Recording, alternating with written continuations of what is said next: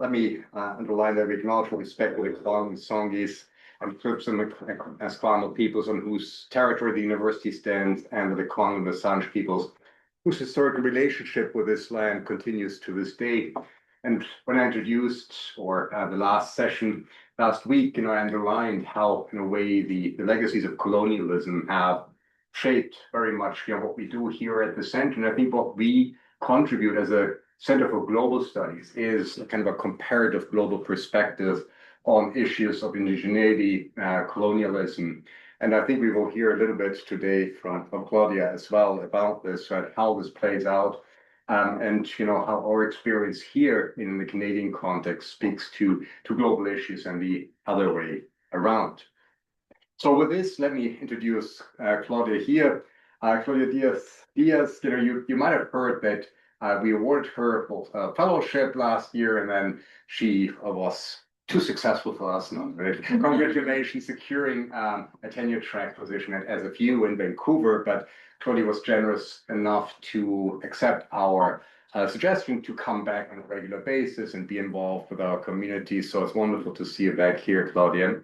And as I said, she just accepted the position as assistant professor at Simon Fraser in the Faculty of Education. And her current project, and I think you will speak to this, is entitled Pedagogies of Climate and Gender Justice. And she does something that we share a lot here at the center as well, with a community engaged approach, looking at the stewardship and governance of water and land, and working with the lived experiences of those actors on the ground, and adopting a feminist and decolonial lens to interpret what is happening, with a particular focus on the Sur Territoria in the Southern Chile. So it will take us a bit to Southern Chile today, but speaking to issues I think that many of us share here in this room. So Claudia, thank you for doing this so early in the term, presenting at the center, and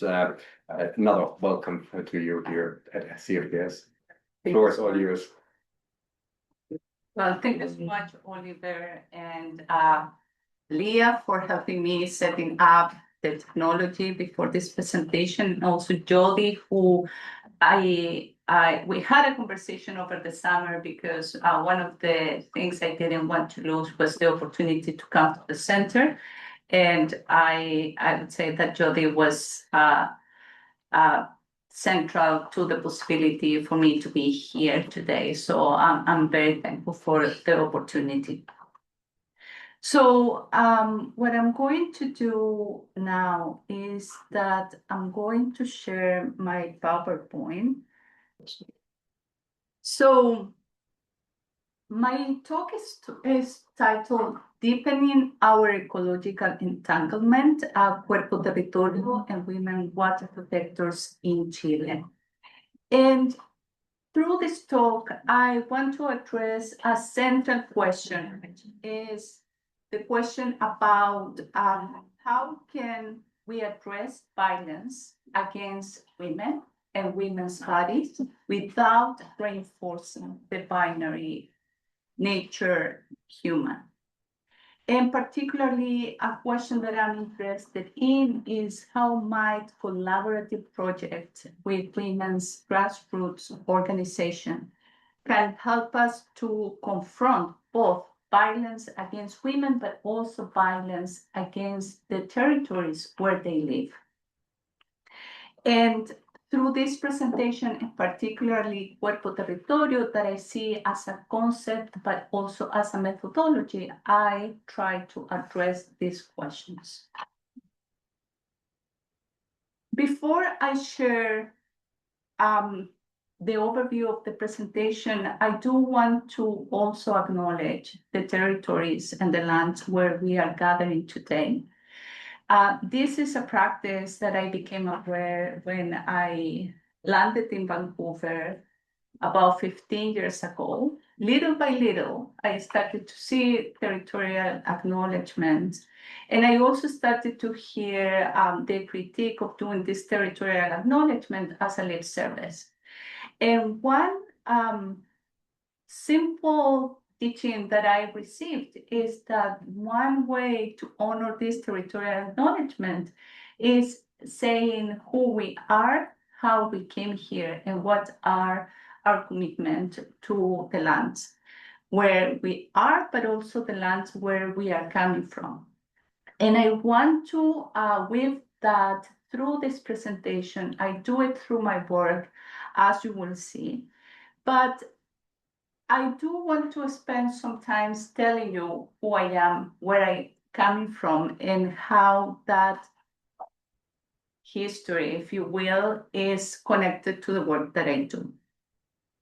So I want to share with you a few pictures. I was born and raised in Valparaiso. Does anyone know where Valparaiso is? But a few of you. Valparaiso is in the center of Chile, which is a country in South America. It actually has the shape of a chili, very thin, very long. And Valparaiso is the main port of the country. And people who are from there are very nostalgic about that place. Here are a few pictures of Cerro Alegre, which I am originally from, that translate as Joy Hill. And that place, Valparaiso, has 44 hills. So it's a place of many hills. And I was raised by my mother, my two grandparents from my mother's side, and in a working class family. And I have to say that I had, as the only child, I had a relatively happy childhood with a lot of time to think and do things by my own. And so I do have dear memories of my childhood, but I also have to say that I grew up during Pinochet's dictatorship, which was between 1973 and 1989. And that's also part of not only my childhood, but the work that I did as an undergrad and the work that I've been continuing to do, because Pinochet dictatorship has been well known for the violation of human rights, but also it changed the way the country is organized, its governance and relationship, and certainly relationship with water through the Water Code, a policy that was created in 1980s. And that has modified, but still it explains water scarcity, not only because of climate change, but actually because of human intervention. Part of the work that I started to do with women's grassroots organization was when I was doing my undergrad. I studied psychology, particularly community psychology, which is a term that people usually are not very familiar in Canada, but is very common in Latin America and particularly in Chile. And after the Pinochet's dictatorship came to an end, many grassroots organizations started to proliferate. Many of them existed before, but because of the context, they were able to start to doing more visible work. And not only in terms of political resistance, but also in terms of social recomposition, if you will. And that when I started working with women's grassroots organizations in another hill in Valparaiso called Cerro Esperanza, or Hope Hill, translated loosely. So that's a little bit about who I am. So what I'm going to do today is sharing a note about education. What is my perspective, my approach to education, and how this project that I'm going to present today has to do with educational research.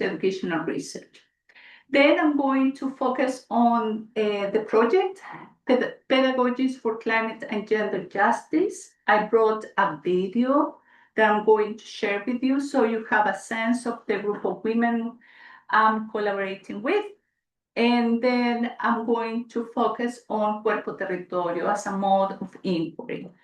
To just finish with some insight about the title of this presentation that has to do with ecological entanglement and knowledge production. So let me start by talking about this UNESCO Commission, the International Commission on the Futures of Education, which was created in 2019. And its purpose was to reimagine how knowledge and learning can shape the future of humanity and the planet. And this commission actually wrote a report in 2021, titled Reimagining Our Futures Together,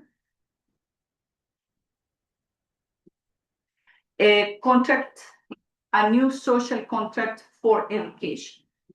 So in 2019, this UNESCO established this International Commission for the Future of Education. And this commission wrote a report titled Reimagining Our Futures Together, a new social contract for education. And the interesting thing about this report is that the report acknowledged that education is not yet fulfilling its promise to help us shape peaceful, just, and sustainable futures. And for everybody in this room and in the Zoom room as well, I think this is something that speaks to all of us, whether we are in higher education or doing adult education or in schools, or even in non-formal education spaces. We recognize that we are going through a critical moment that is a future that is unpredictable, uncertain, volatile. And in that case, education as we think of it, it needs to be rethought and rechanged, and we need to rethink what we are doing in the space of education if we are going to meet the challenges that we are confronting right now.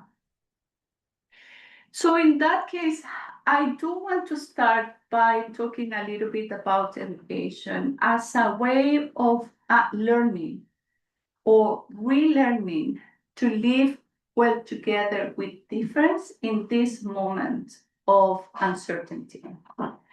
And one thing that I want to be very clear is that education is not necessarily schooling.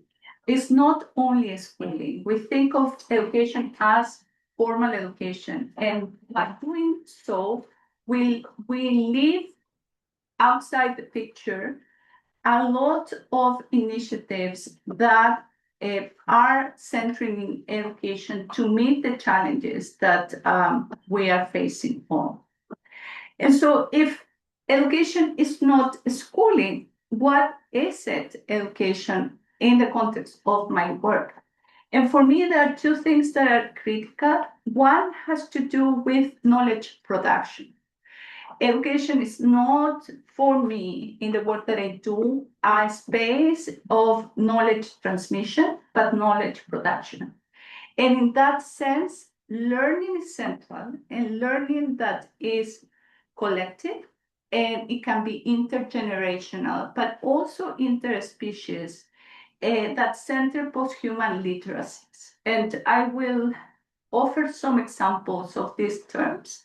But I'm saying that these are two central elements of what education is in the work that I do.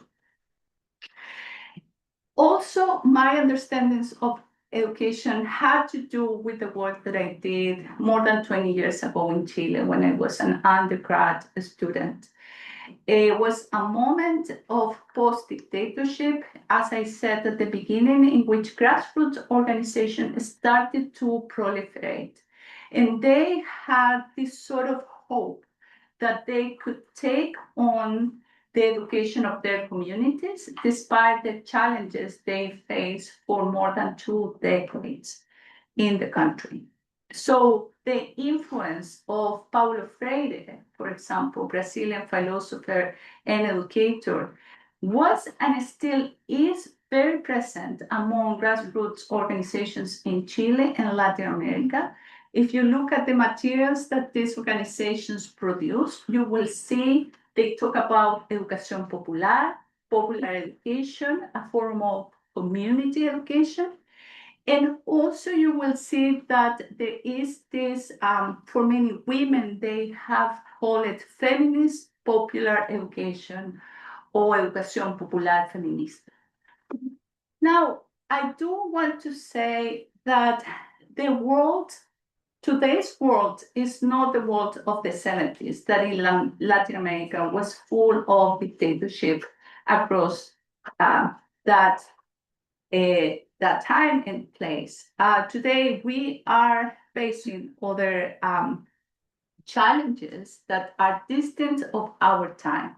So much of what I'm going to talk today has to do with those challenges. It has to do with the loss of a species, the lack of access to clean water, the threat of livelihood of these communities because of extractive projects, and you name it. So in a way, this educación popular, popular education, is also changing to respond to these challenges.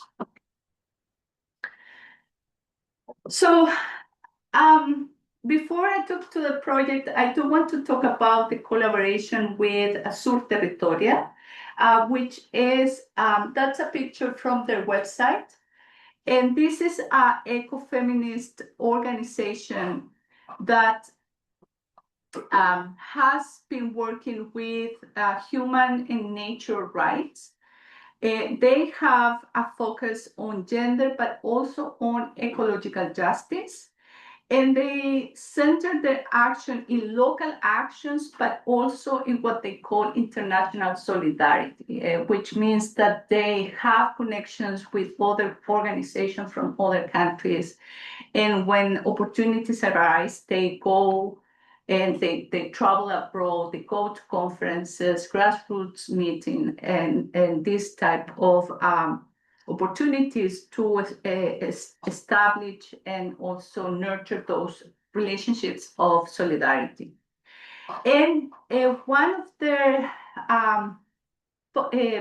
intentions has to do with education for a good life, or una vida digna, which is an idea that has also been developed by Latin American authors. So an important part of the work they do is legal defense. Part of their members are lawyers, and they have been working with indigenous communities to stop extractive projects in the area of Wallmapu, which is the lands of the Mapuche people, the largest indigenous people in Chile. Among them are indigenous and non-indigenous women who work as social workers, teachers, environmental engineers, journalists, and educators and lawyers, as I said. And some of them are based in the Wallmapu, others are working abroad, and they actually are some sort of connection between other organizations that are have their work in the Wallmapu and also across Chile. So a bit of my collaboration with them. In the summer for us, which is the winter for them, of 2023, I reached out through a friend who is working in planning in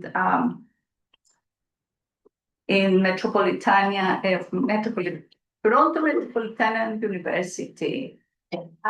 And she has been working with Mapuche peoples in planning for a long time. And she introduced me to two members of Sur Territoria, Manuela and Carolina. And it was those kind of things that I feel it was meant to happen. They were organizing this school called La Vertiente in Captren that was going to happen in December of 2023. So I said, I've been following what is happening with water. I know we are working on this project, and I would love to see if there is any opportunity to collaborate. And they invited me to present in this school. So the first picture you see there is kind of the poster they designed. And then the second picture is the first night when we were having dinner. And they took it from above. And I don't even know if, I think I'm in the top table. Anyways, doesn't matter. So that was a 3 days meeting in Curarehue. No, I get confused, Curacautí. And after that, we had a few meetings, and I said, look, there is a possibility for us to collaborate in a larger way. What would you like to do? And this is what I can offer. And that's when we started to work on writing an insight development grant, and which was successful.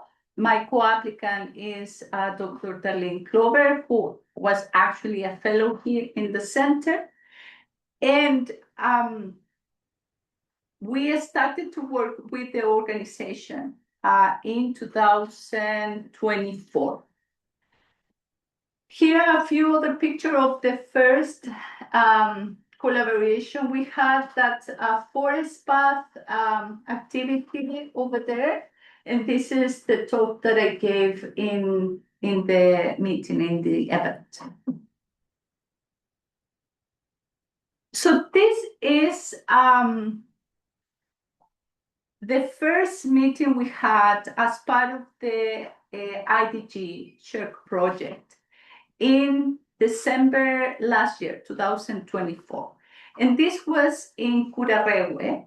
And the focus was on working on these pedagogies with climate and gender justice.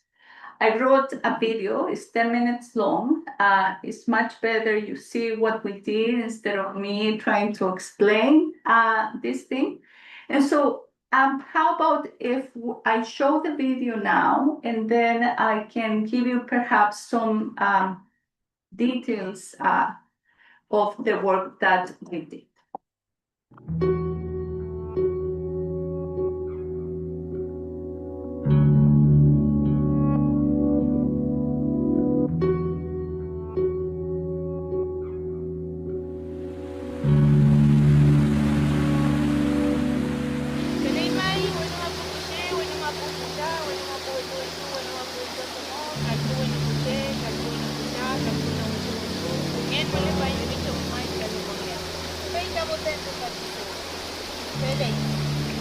Hicimos un yeyipún pequeño, algo así como un saludo, una rogativa, un encuentro, digo yo.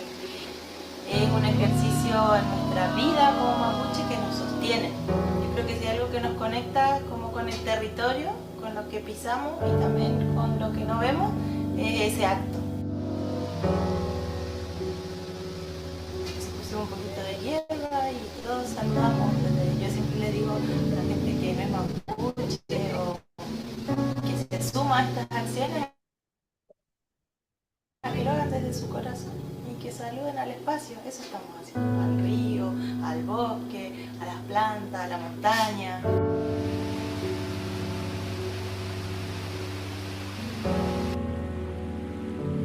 Si todas nosotras somos caudal, ¿dónde estamos nosotras en ese caudal? No podemos vernos en ese caudal a menos que nos veamos en el caudal, colectivamente. No existe ese límite de decir, este es el límite del caudal que me pertenece y ese es el que te pertenece a ti.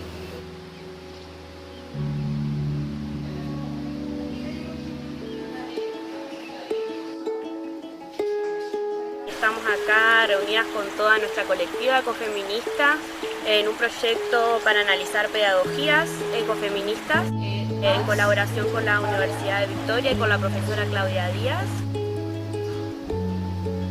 Este proyecto tiene como nombre Pedagogías ecofeministas para la justicia climática de género. Es un proyecto que nace en colaboración con Sur Territoria. Al interior de un bosque entre compañeras que habitamos el Gualmapu. Realizamos durante estos días unas jornadas de trabajo, de intercambio y de construcción colectiva, de sistematización respecto a la acción política ecofeminista que día a día sostenemos y levantamos en nuestros territorios.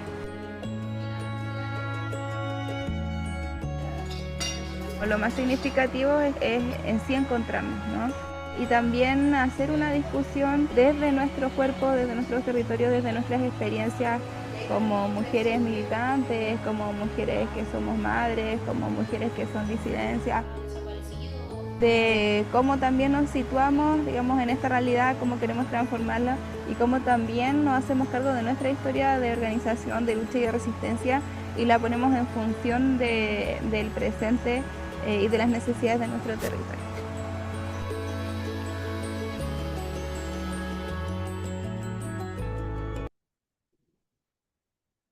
I'm going to stop there. I'm so sorry because the audio and the image are not going together.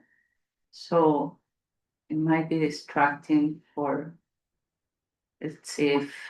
Los lugares donde ustedes sienten tanta tristeza cuando enfrentan la alegría. La idea es que ahora ustedes puedan mapear. Press that again. Refresh. Hmm? You might need to refresh it. Yeah. It's on my computer though. Mm. Apologies for this. We didn't anticipate it. And Wi-Fi is pretty bad in this room, so.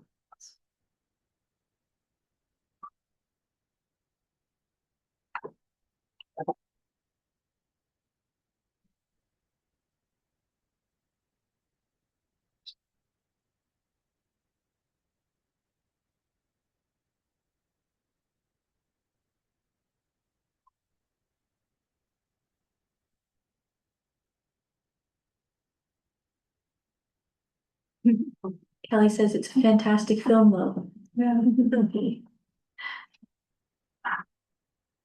Let's try. If not, I think it's still okay to listen to it a few seconds behind, but not ideal.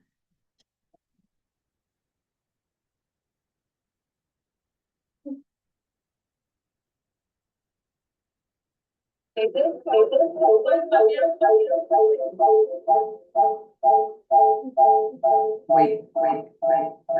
We tried to do this before and it worked very well.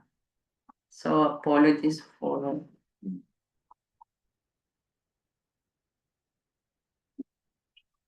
I try once more.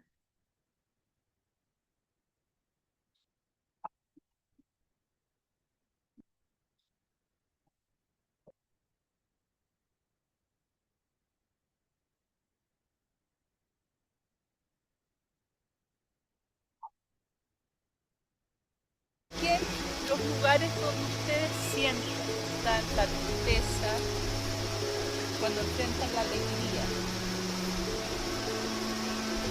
La idea es que ahora ustedes puedan mapear su propio cuerpo, que es un cuerpo que resiste, que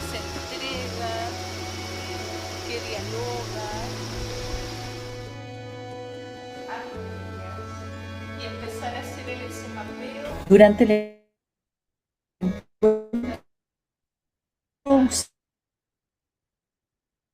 usamos distintas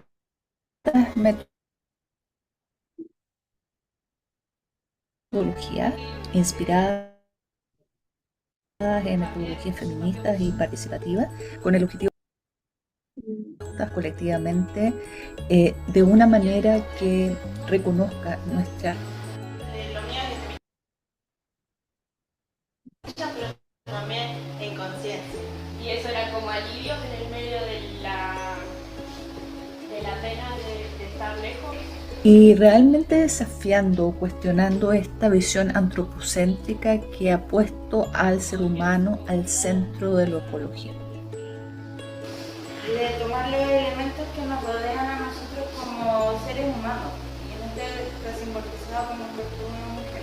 Usamos metodologías creadas por otras mujeres en Latinoamérica, como es el caso del Cuerpo-Territorio, en donde las mujeres dibujaron sus cuerpos y pusieron en contraste sus cuerpos en el territorio para ver los efectos del extractivismo en el día a día de ellas. Estaba súper conectada con la tierra, he estado plantando mucho, cultivando harto, conectada con los animales de la casa. Y me sentí como muy reconfortada con ver ese momento. También usamos fotovoz para ver cuáles son los problemas que ellas enfrentan a diario, pero también cuáles son sus historias de solidaridad, las historias que mantienen el trabajo de Sur Territoria vivo en los territorios.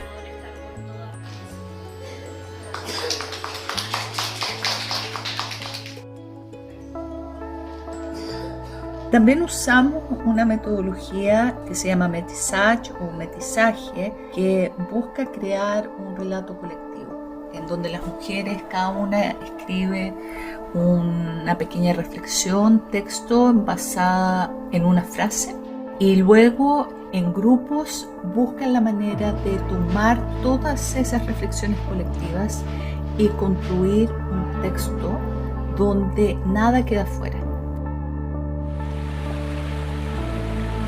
Todavía se escucha el canto de los pájaros durante el pasar de los días. Me dice lo viva que estoy, que puedo escuchar, sentir y coexistir con ese ritmo de vida donde el valor es escuchar el canto de los pájaros. Y así aún me siento más viva, más presente, menos ausente, me siento humana, pero también naturaleza. Trato de identificarles, pero luego solo la escucha me entrega compañía, y eso es suficiente. Me gusta nadar y flotar entre los aligüenes, escuchar el chucao y ver cómo vuela el martín pescador, con sus brillantes y armoniosos colores. Aunque el Leofú está sucio, intervenido y ya no es como antes. Caudaloso y profundo, de colores limpios, calfruz libre. Sentir el olor de la tierra, el bosque es el hogar del canto de los pájaros. Todavía se escucha el canto de los pájaros cuando camino por el campo al atardecer. Su canto me acompaña como música junto a mis pasos. Me preocupa que llegue el día que no pueda escucharlos.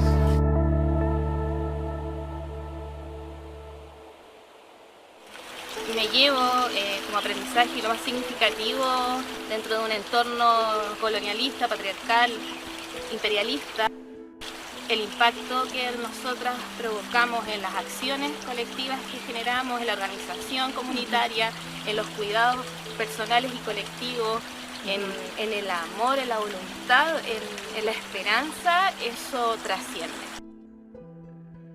Desde territorios tan diversos proyectamos y podemos generar un trabajo común de bienestar, de buen vivir, también de protección y preservación de los cuerpos de agua, de la naturaleza, y también, todo esto se enmarca igual en poder generar alternativas de vida ante el capitalismo, el extractivismo depredador. Es el aprender a escuchar la voz sabia que hay dentro de cada ser humano, de cada mujer, de cada hombre, a callar esos pensamientos rumiantes que a veces nos traen el miedo, sobre todo frente a los contextos adversos como nos ha pasado en nuestro territorio, que yo sé que en todo el mundo están pasando crisis grandes, y uno le da miedo que viene la catástrofe, tener los militares encima, tantas cosas que hemos vivido.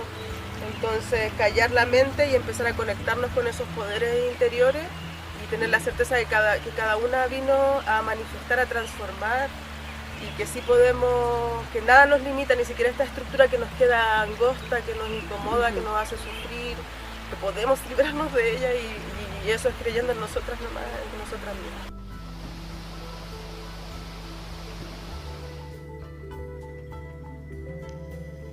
Como experiencia, como síntesis de estos 3 días que hemos estado acá juntas, ha sido intenso.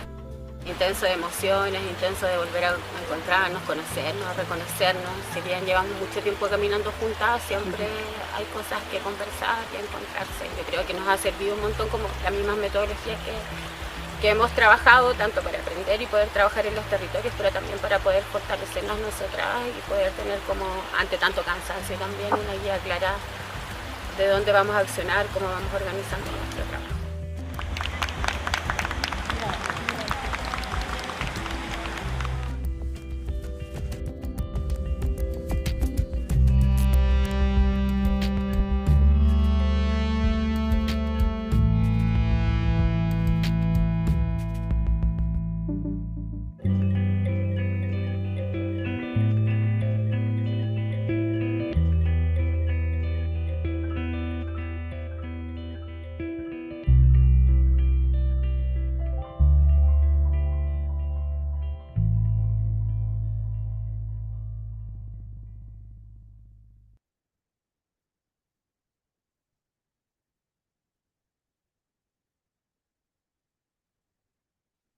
Right.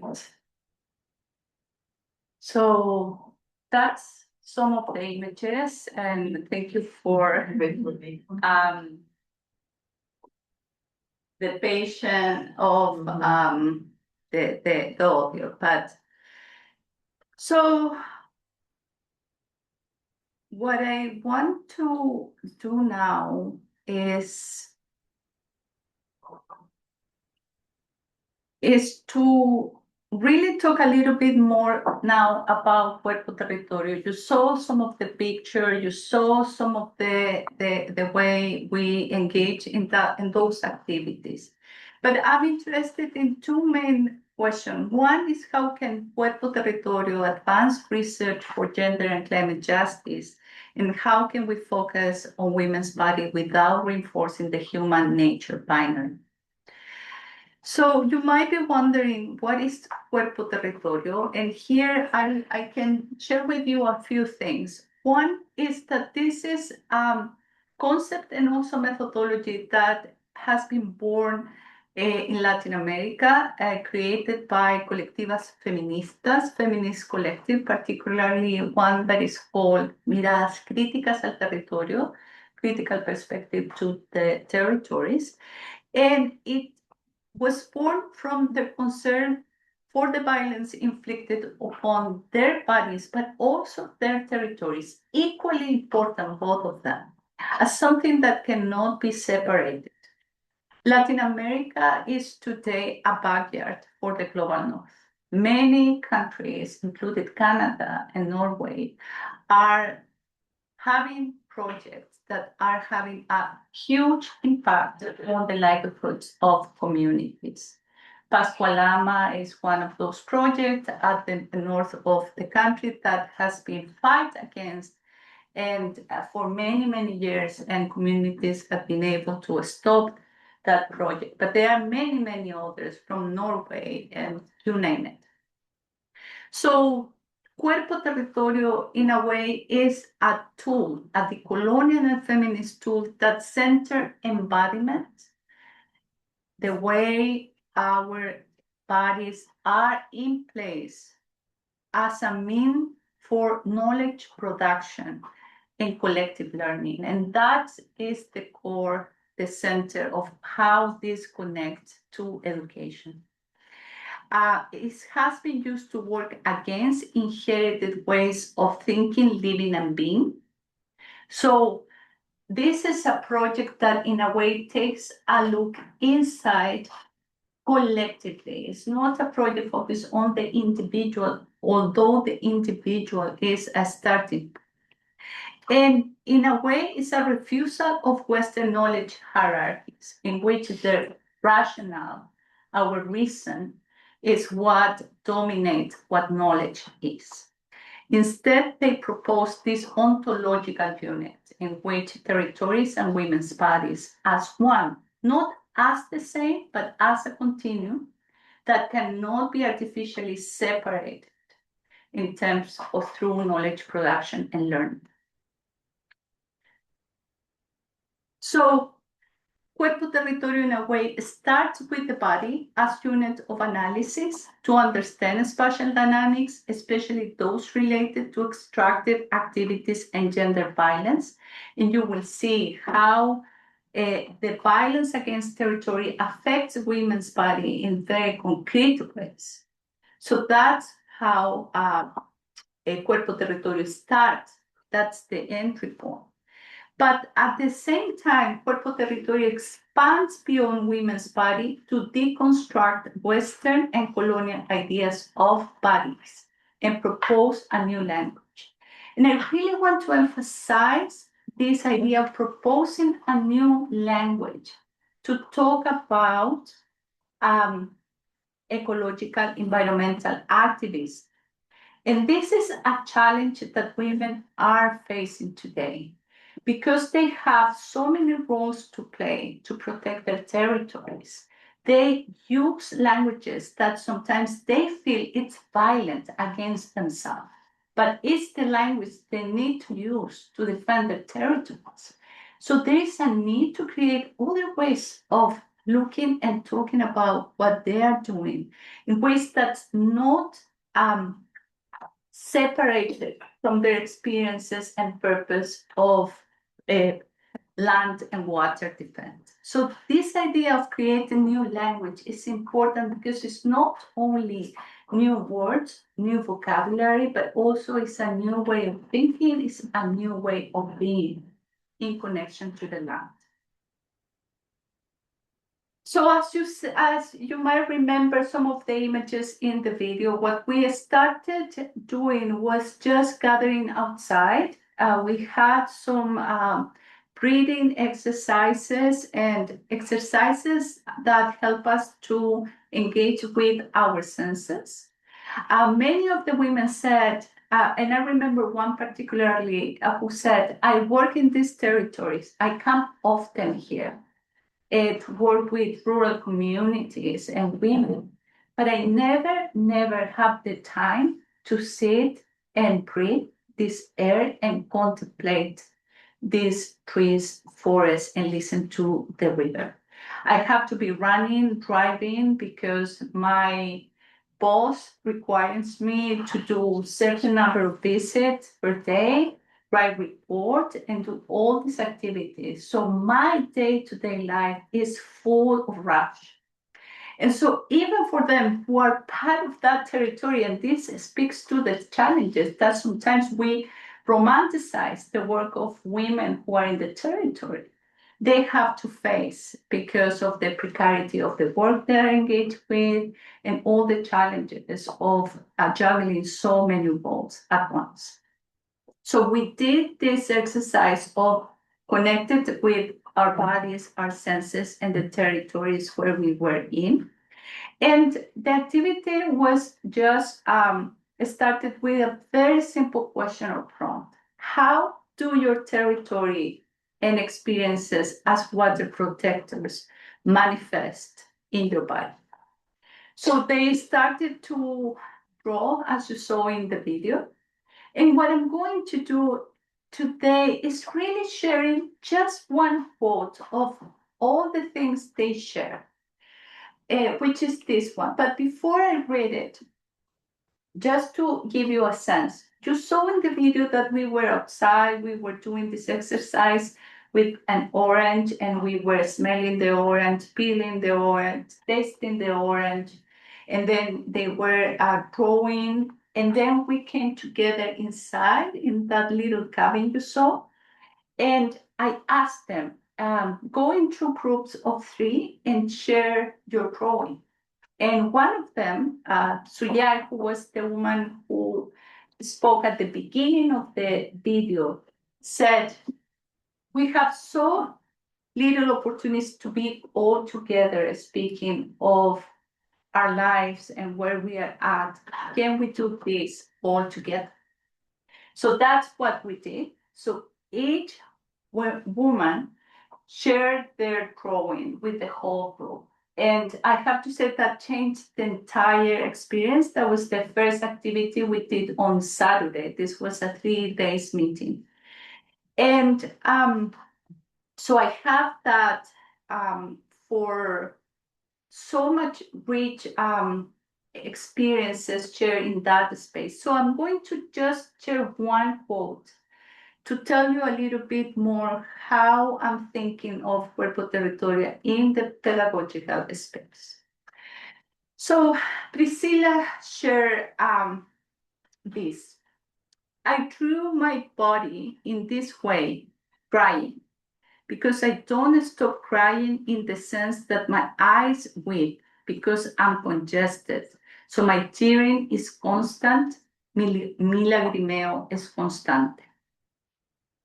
Sometimes it stops, sometimes it doesn't, and I believe it has to do with the congestion one feels for having these responsibilities of supporting your children, keep a warm environment, because despite the challenges we face, our children need a joyful environment, and it is difficult to keep that harmony.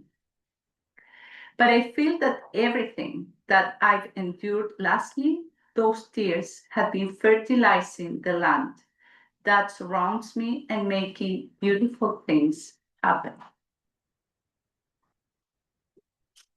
So I really want to think about this quote as something that we need to center and understand all the meanings, but also most importantly, the relationship that revealed between these women, their families, their communities, and their territories. And one of the things that comes up to me is this idea of this experience of tears as site of connection. And one of the funny things is that when the group saw the video, they started to say, okay, we come together and we couldn't stop crying. And the way they cry when they share the experience, they get very emotional sometimes, and then they laugh, and then keep talking. It's really not about sadness, but it's really about connecting with those spaces that actually, because of the multiple challenges they face, they cannot connect. This idea that sometimes their bodies are numb because they have to keep going in their everyday life.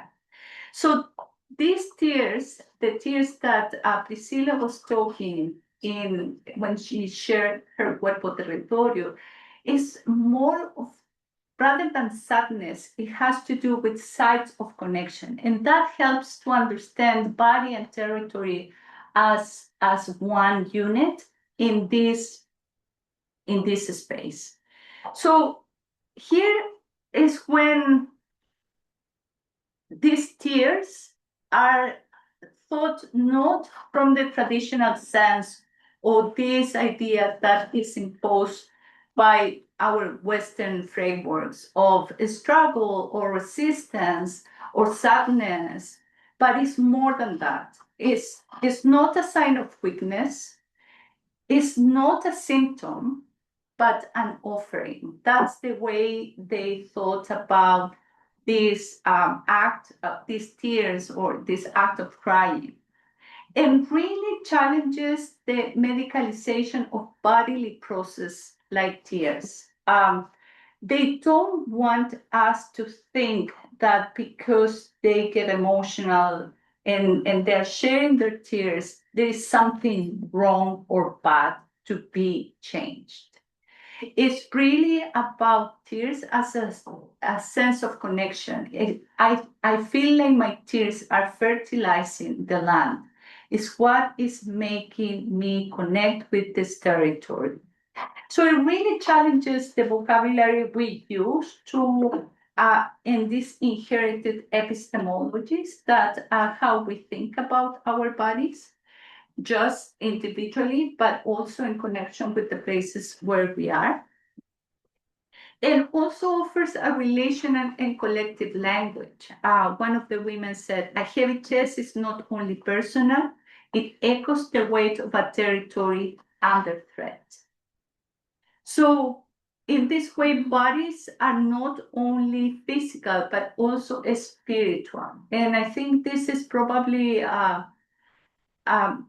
something I've been hearing a lot in the last 5 or 10 years. And if we look at the literature, it's coming up even more often, is how we can open a space in academic spaces and community engaged research to talk about spirituality in a way that is a mobilizing of the work that communities do.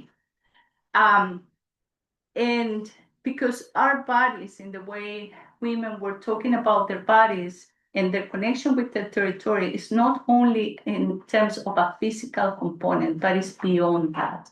But it seems like in this space, there is not actually a space to create conversation about that can be productive for the work they do.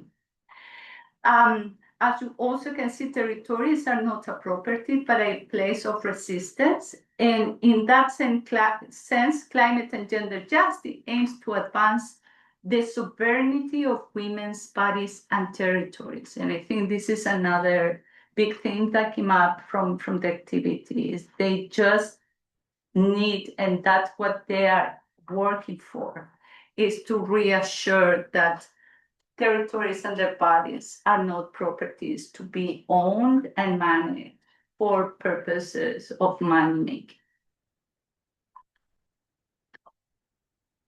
So I think, looking at the time, 1 hour has passed by. So this is a work in progress. I really appreciate your comments, question, anything that you think it can help to start elaborating on these ideas. And I think that's how I'm going to finish my presentation. So thank you, everybody.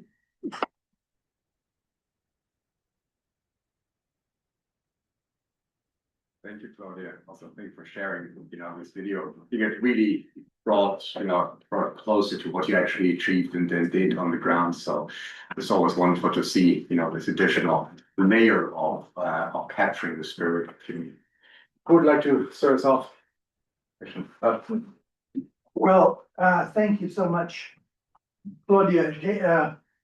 My own background influenced very much by the Chilean experience.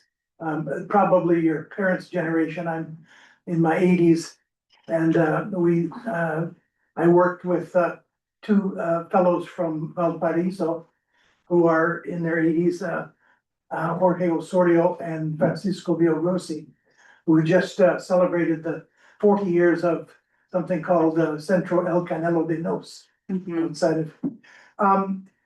So your connection with that generation, with that work, the Pinochet years and so forth, is wonderful to hear. Of course, I know something about it because Darlene is my wife, so I've been following this. What struck me about you, I really like, and I had not come across this concept of Cuerpo-Territorio before. But the work that Olivia and I do with our Decode project is looking at locally led and indigenous led knowledge work in the context of climate. And we've got 10 case studies. One of them in Colombia is very similar to what you're working with, except the women in Colombia, they are called the guardians of the forest. They're from the Putumayo area. We can give you connections there. And they have created a movement which is exactly as the water as the water keepers, except it's forest and body. Mhm. And they are using spirituality, they're using ceremony, they're using sacred spaces, they're using walks through the forest to enhance the safety of both of them, their bodies. It's an area of where there's been a lot of civil struggle, guerrilla warfare, where a lot of gender-based violence, and also a lot of territorial aggression towards the forest, people trying to steal, the forest from the indigenous women. But each of the projects that we've been looking at, women are the key. And some of them it's more spiritual, more would fall more within that concept of Cuerpo-Territorial. But I just wanted to thank you for bringing that to our attention, and we can make some connections, I'm sure, with some of this other work. So thank you so much. Very, very interesting work. Thank you, Bob. Just a quick response. Very interesting what you are sharing, and thank you for sharing that. Cuerpo-Territorio, it's interesting because it has been, there are this woman, Sofia Saragosin. She's a human geographer. She is from Ecuador, and she has written about Cuerpo-Territorio from the work of this Colectiva Feminista. And she has also talked about water, cuerpo water. So there is all these ideas of being very specifically about the nature of those connections. So it's not only the land, it's also the water. I'm learning from you. It can be the trees, the forest, it can be the mountain. And so those relationships, and that's the beauty, is particular to the place and the experiences of those group of women. Yeah. So yeah, a lot to talk about. I was wondering, I mean, probably a stupid question, but why did you decide to focus on just women and not including the men? That's I really wanted to go back to the work with women's grassroots organization I did in the 90s, early 2000. And there was this opportunity. Much of the work that I do has to start with relationships rather than with an interest on the poets. But I also have to say that women are taking a very key role in the defense of water and territories in Chile.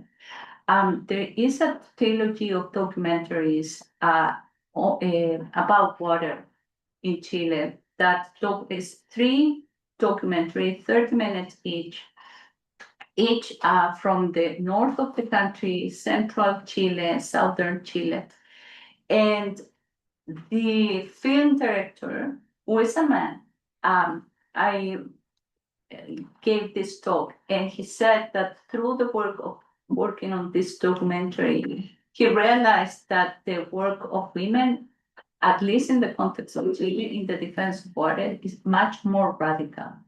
And he doesn't know, he couldn't understand actually if this has to do with gender. It can be also learned, but there is something collective about women, he said, and the importance for them in the relationship with land, water, territories in general, that is across the country from his experience. And I'm borrowing what he's saying, because in Chile there is a movement around water. Is Modatima, for example, for MAT movement, for water protection as well. MAT is led by women.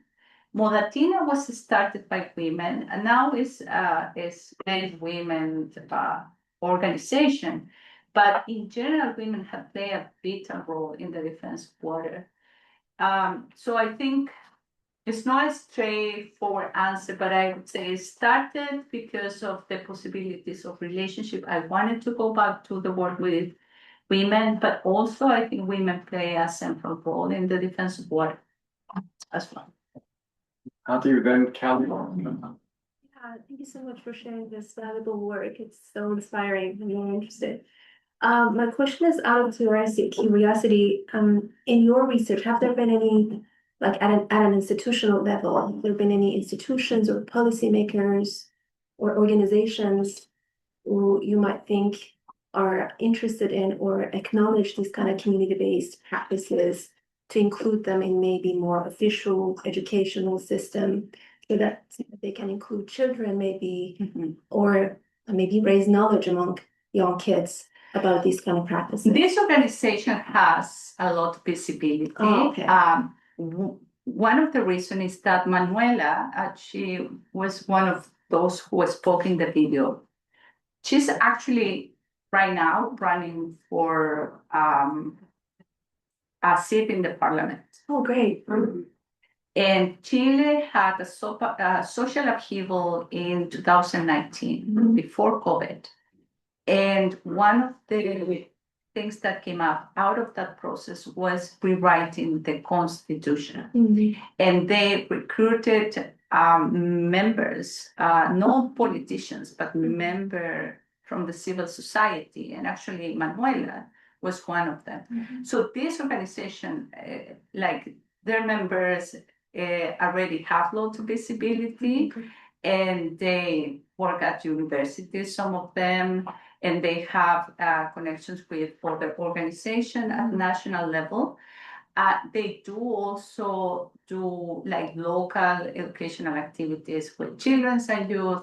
So I feel very thankful and lucky for collaborating with them. That's great. I think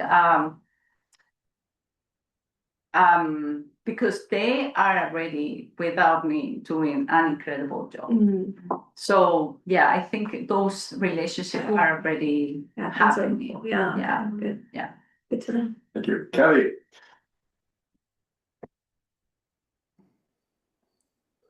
Hi, Kelly. Hi, Claudia. Hi, everybody. So good to see you. I'm going to look at you here. Okay. I don't mind. I think we're sharing an office. I'm so excited about that. And I can't wait to talk to you further. I'm so interested in your embodiment methodologies, sorry. I just finished a coaching certification in embodiment.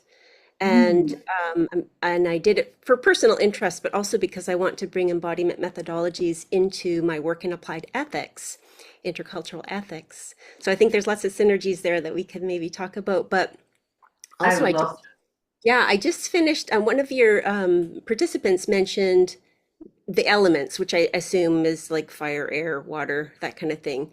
But it could be something different. But it doesn't really matter. There's a particular methodology called 4 elements body storming that as you were in the film was sharing what you were doing with your methodology. I thought, oh, I wonder if this could be like another similar but different methodology that you might be interested in. So I just wanted to offer that.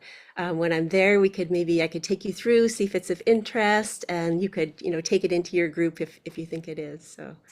We'd love to talk more with you. Yes, I would love to, Kelly. One of the things, it's funny, one of the, I like to share this. I remember when we started working on the meeting itself, I would say, oh, we can do this and we can do that. I realized that sometimes I'm not a very eloquent communicator for certain kind of activities. So I could see their faces were kind of puzzled with what I was offering.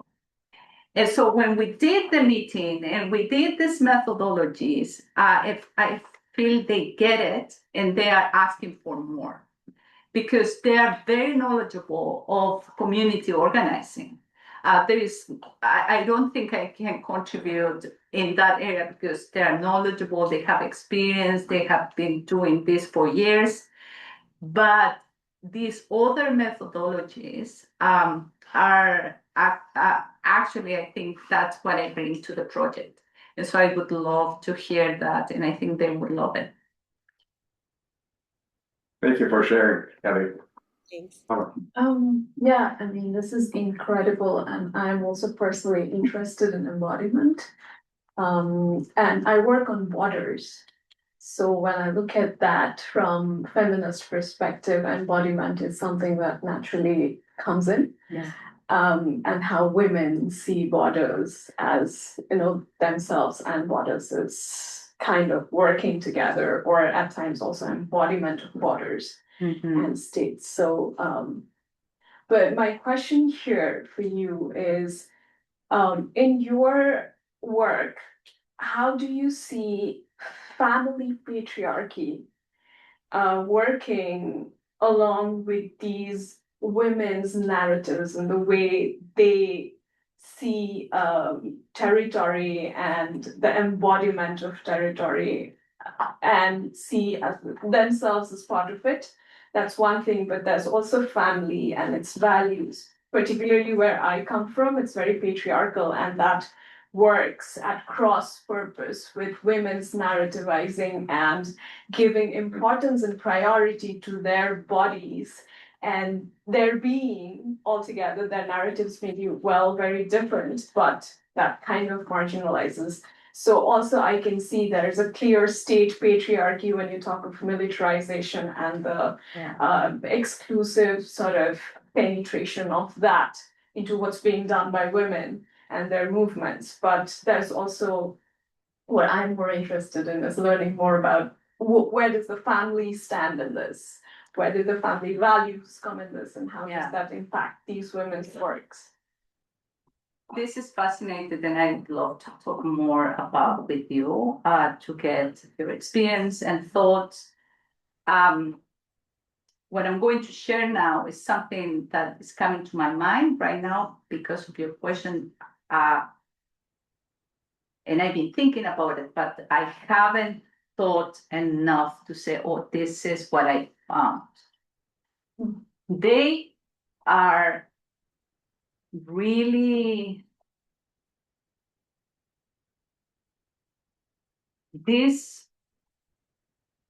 many of them have chosen to be raising children alone. And many of them talked constantly about all the violence they receive because they are activists.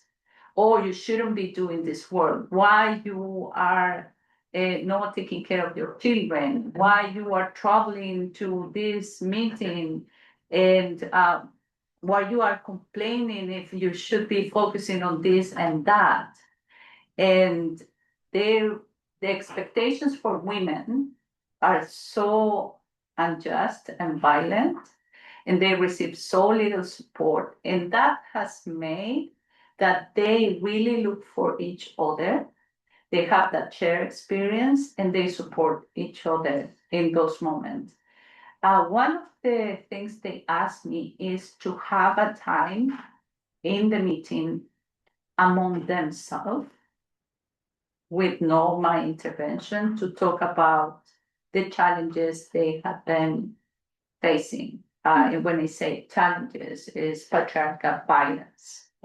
Of course, that's something I cannot share of what they shared with me, and many things that they did not. They had their spaces, of course. And so another thought that is related to your question is that if you notice, they are with children. They want to be with the children in these meetings, not because necessarily they don't have anybody to take care of their children, which is actually the case, but because they want their children to experience this form of community organizing as part of their education. They don't want to separate all women's spaces from children's spaces. And I think this is central also to understand, and I've seen it many times in my own experience and life. There is no such thing of separating what adults do and children do. Of course, children were not in the session, but if they wanted to come, they did.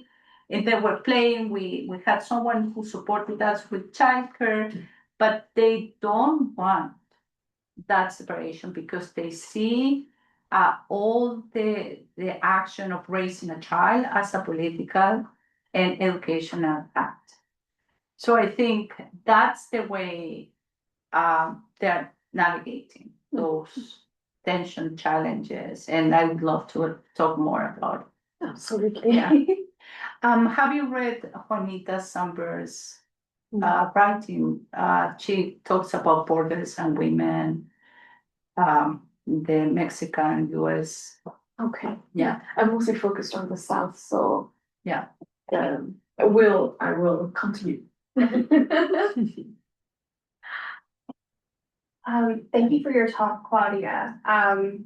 It sparked a lot of thoughts and reflection for me, and Valparaiso holds a special place in my heart. So thank you for letting me reflect on that. I'm very interested in how you talked about language and knowledge in your presentation and your focus on language in terms of being attuned to the body and sensory experience. Something I'm wondering about, and in my work, I often take up the work of Hannah Arendt, who talked about the importance of common language and common terminology. So I'm wondering how you take the idea of new language that you had talked about and make it more common knowledge in your own research. And I think that this touches on some of Ati's question about what some of the people you had worked with, what they're doing and actively doing in political institutions and systems. But how in your work do you want to take this new vocabulary and language into common understanding, if that makes sense? Absolutely. That's a question that is part of what I'm thinking constantly. So I see the work of language playing two roles. One is the language that women use to speak about their lived experience and hopefully help them to develop pedagogical and also political narratives to explain their struggles and the defense of water. If we look at, I don't know, in the public discourse 30 years ago, nobody would be talking about this anthropocentric crisis, the Anthropocene, or the role of humans in the devastation of nature. And today it's something that you don't need to back up. Like, we are seeing it, and because in some ways, because there has been a language that has been created and become a common language to name the reality we didn't see it 30 years ago. Even though we knew that 30 years ago, many people knew what was happening and what we were faced. So there is one role has to do with the work of women are doing, like a tool for them. And that's how I see connected with knowledge production, that what is happening there is helping them, but also the larger narratives and discourses of where we bring the conversation going.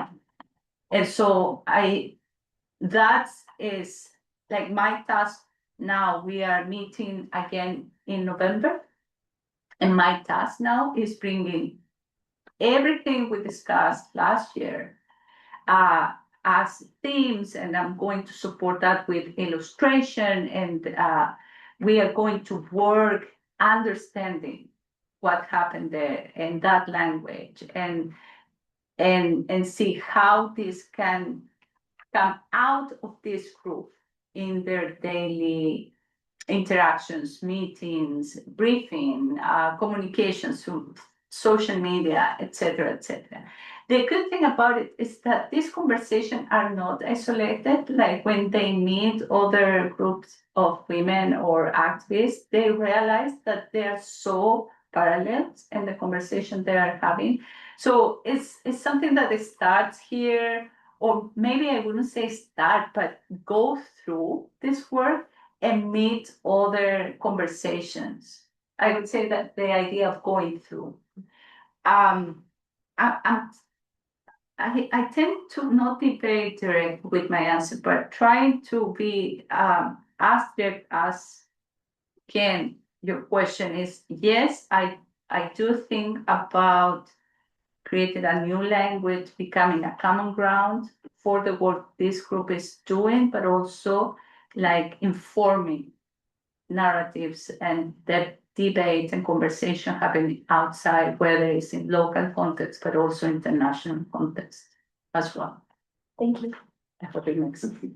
Claudia, there's a question online by Val Cortes. You can read it. And Hi, Val. Much rather than the work is inspiring us to know more about the Cuerpo-Territorio mapping, both as pedagogy met, like the work that Iconoclastistas did on how to map extractivism to cults in producing the body. Yeah, I'm not familiar with the work of Iconoclastistas. So, hi, Val. Hi. Yeah, I'm going to look at it. You need to unmute yourself. I'm trying, yes. Thank you so much, Claudia. It's very inspiring, and I'm trying like to connect the dots, and anybody who's interested in mapping, they should like look at iconoclastistas.net. So it looks something like this. I don't know if you can see it. Oh, I totally messed it up. But so they do a lot of mapping, and this particular one in Argentina, so they mapped it connected to extractivism, to health issues, right? So I'm really curious to know more about, and you describe it a little bit of how also then the images can tell the story or can be part of that knowledge mobilization, right? And it can be like really impactful visually as well. So it's all to say that it's very inspiring and to offer that connection. I'm going to check out that resource. And one thing that I should have done maybe is just sharing all the drawing we did in the meeting. And the exercise usually has two parts. One is individual. So people share. This is not only for women, it can be any person. And the second part is a collective drawing. So usually, probably some of you have had experience. There's a big piece of paper, somebody lay down on the ground and somebody draw the borders. And then collectively, they start to think about the experiences in a territory, usually shared, that makes it even more specific and powerful. And so it's not only individual, but also collective. And in the case of this group, I'm trying to recollect, but it was very, very varied. And many people talked about connections with actually health, emotions, and not only painful emotions, but also positive emotions. And I really highlight that because it also challenges about what is good and what is bad, what is healthy, what is unhealthy. Like the example of the tears help us to try to break these binary understandings and really highlight more of the connections and how we already have that vocabulary in us. We just need to put it there, cultivate it, and see what happens. So I'm going to look at the resource. Thank you, Val. Thank you, Val. And thanking you, Claudia. Let me echo what you've heard around the table. How inspiring your work has been, and we're very curious to see where you're taking this work, and please come back, update us when you do more, expand this scope, and think about how as an educational tool you can use it also for political organization. I think can indeed be a wonderful resource to think creatively through empowering these groups and addressing some of the fundamental issues in environmental governance. So thank you for this, Claudia, today, and thank you for coming out. Thank you, everybody.